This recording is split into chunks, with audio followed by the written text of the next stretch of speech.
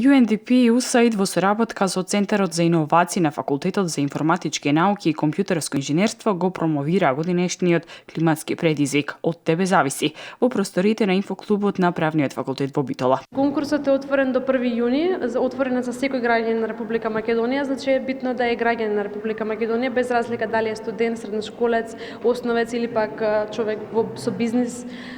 Отворен е до 1 јуни кога се затвори, потоа следи период на селекција на идеите за финалето да биде на 17 и 18 јуни, каде што тие 10 финалисти ќе добијат можност да ги реализираат идеите во прототипи и од тие прототипи потоа да се одлучи победникот.